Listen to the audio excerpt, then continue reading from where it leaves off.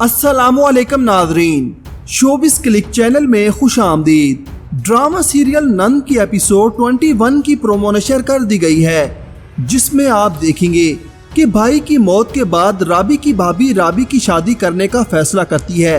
वो राबी से कहती है कि मैं चाह रही थी कि तुम भी अपनी घर की हो जाओ। अपनी भाभी की इस बात को सुनकर राबी हैरत से अपनी भाभी को देखती है और कहती है कि भाभी आप ये क्या कह रही हैं, मैं आप लोगों को अकेला छोड़कर कैसे जा सकती हूँ। जिसके बाद राबी की भाभी राबी को तस्वीर देती है और उससे कहती है कि तुम देखकर फैसला कर लो। राबी के लिए जिस शख्स का रिश्ता आता है वो उम्र में राबी से काफी बड़ा होता है। जहांगीर राबी के घर आता है तो राबी की भतीजी जहांगीर को उस शख्स की तस्वीर दिखाती है कि राबी पुप्पो की शादी इनके साथ हो रही है।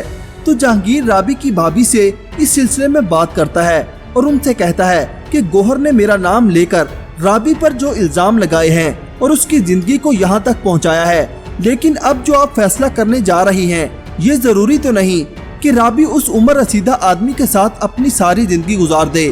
फिर वो राबी से कहता है कि हम दोनों भी तो साथ जिंदगी गुजार सकते हैं, जिस पर राबी और उसकी भाभी हैरान रह जाती हैं। राबी गुस्से में जहांगीर से कहती है कि बस आप क्यों अपनी बीवी के लगाए गए इल्जामात को सच साबित करना चाहते हैं, प्लीज आप जाएं यहाँ से और हमें हमारे हाल पर छोड़ दें। जिसके बाद राबी रोते हुए अपनी भाभी से कहती है कि जिस लड़की के सर पर बाप और भाई का साया मौजूद नहीं होता ना, वो रास्ते में पड़े पत्थर की तरह होती है, जिसकी मर्जी ठोकर मारकर निकल जाए। आप बुला लें उन साहिब को, मैं आज ही निकाह करने के लिए तैयार हूँ। दूसरी तरफ फरवा का कजन पाकिस्तान आता है और वो फरवा को फोन करता है।